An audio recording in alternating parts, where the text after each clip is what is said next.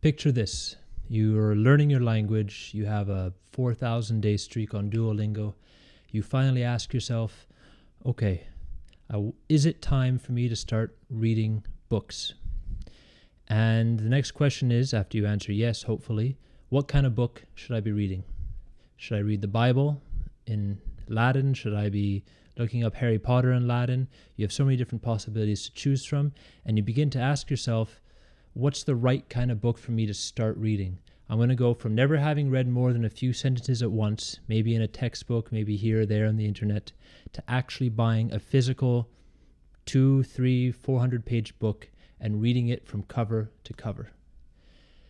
This is a very important question.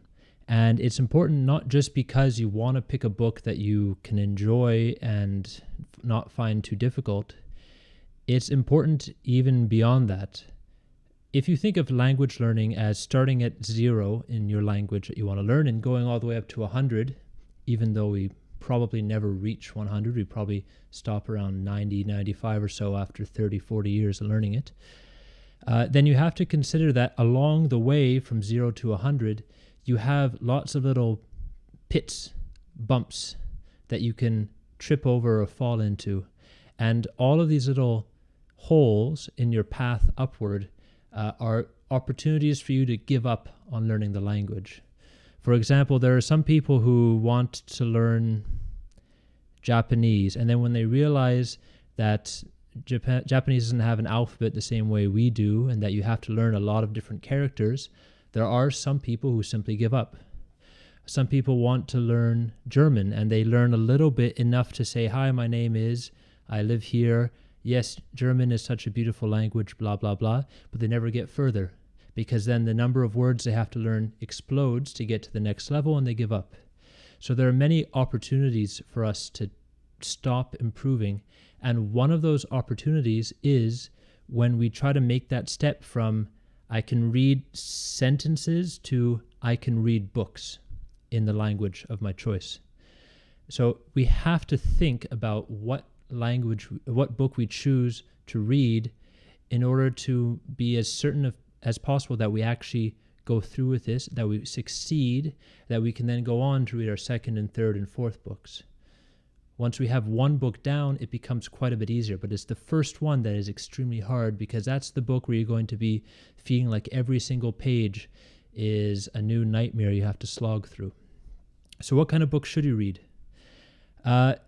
A simple answer to that would simply be something that you enjoy, but it can get a bit more complicated than that. For example, just about every single person that's within 10 years of my age seems to have read Harry Potter.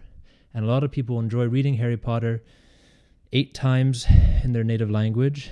And when they learn a new language, or if they do, they really look forward to buying Harry Potter in Latin or something off of Amazon, having it shipped to them and then going through it. And they think, well, I love Harry Potter. I love it in English. I understand what's going on in English because I've read it 17 times. So obviously reading in Latin will be quite a bit easier. And this is true to a certain extent, but there are other factors at play which can make the decision to choose something like Harry Potter a bit less beneficial. For one, you have to think about the kinds of vocabulary that you're going to be encountering versus the kinds of vocabulary that you already know at that point in your studies. If you're an ordinary student at sort of a high A2 or low B1 type B1 level, that is to say you know 2,000, 3,000, maybe 4,000 words, then you know really the most common words that are used in the language. Words that you don't know will be words like to pluck or helter-skelter or nilly-willy or all the little different verbs, to squeak, to screech, to bawl with a W, not with an L, not with 2 L's.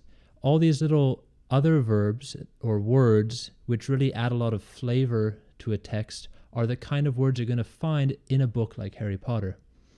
Especially when you have so many different made-up names and so on, where to get why they're named something, you sort of have to have a grasp of the language to understand, oh, okay, that's what Dumbledore's name is in Georgian or whatever.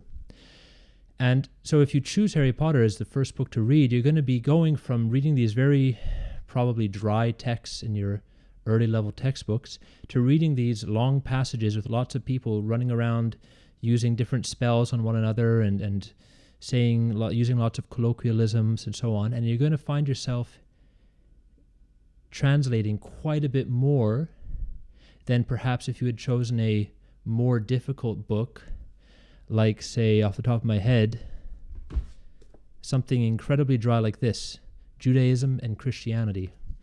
As much as this might be the kind of book that even in your native language you may not feel comfortable reading until maybe the end of high school, at the same time, you're more likely to encounter words that are the same or similar to the ones that you have already learned, or to words that you can recognize in your native language. For example, if you're Spanish, as a native Spanish speaker, and you're learning Italian, you're going to come across a huge number of words in a book about Christianity that you already know, and they're going to be one or two letters different, and it's going to be very easy to read. And even though Spanish and Italian are very similar, if you start reading a Harry Potter book in Italian, you will encounter a higher percentage of words, all those words like plucking and bawling and so on, which may not be exactly, you might not be able to recognize them or find the similarity between the Spanish word and the Italian word. So you have to think about the kinds of words that you're likely to encounter and make a decision based on, one, something that you enjoy, and two, something where you can actually understand without having to translate too much. To give an example, I went through this book in German, and I went through, for example, another book which I enjoyed quite a bit more. I went through some of these collected works of Franz Kafka, who's very well known for The Metamorphosis, but I didn't read those books the first time I started a language, the first time I started German. The first book I read in German, I was in a bookstore in Germany. I was looking for something that would be very easy, and I saw this cover of like this little cottage with snow, and there was a big moon above it, and the title was, in German, The World, How We Knew Her. So I knew that it was something about the world ending or some kind of apocalypse. And I look at the back and I read the description, and it basically said that this is a diary of a 14-year-old girl who experiences some kind of world-ending apocalypse event. So it was interesting to me because it was sort of science fiction-y, which I like, but it was also from the perspective of a 14-year-old. And when I read it, I mean, the first chapters, the first days and months of the journal are about that cute guy at school that she likes, or her friends, or her parents, or her living situation. It were very simple things that I could easily understand given the low B1 level I had at the time when I started reading it. And the first pages, the first chapters of the book were incredibly difficult, but as time went on, they got easier and easier. And by the time I had finished the book, and I did get through it fairly quickly because it was interesting enough to keep going, but also easy enough to keep going quickly, I found myself a lot more comfortable tackling a more complicated book the next time. And the kinds of books that I wanted to read in German, my goal was not to read that kind of book necessarily. It was to read, for example, something written by Kafka. And I was able to get to that level not very long after, only a month or two after, because I had done enough trial runs through those beginner level books. So, in summary, when you come down to the decision of what kind of book should I read, don't think about what book would you most want to read in your native language. Don't think about only what is the easiest possible book there is to read. Try to find something in the middle. Try to find something that grabs a little bit of your interest enough that you would consider reading it in your native tongue, but also something that is easier. In general, young adult fiction is certainly easier to read. And in this particular, the one I chose was great because it was a diary. So the kinds of words used were the kind of words you would use when you're writing a diary, as opposed to actively engaging in a lot of different conversations with different dialogue and lots of colloquialisms being thrown around. Should you read Harry Potter? Maybe, but in my experience, the people who read Harry Potter as their first book get caught up on learning a lot of words that they don't necessarily need yet. Should you read Judaism and Christianity, a discussion about faith, in the language that you want to learn? Yes, but you also might find that too difficult early on without having enough interest there to hold you in. So try to find some kind of middle ground. And given that we can buy so many things on Amazon today, if you're learning a very popular language, you should be able to find a lot of choices to select something from. Thank you.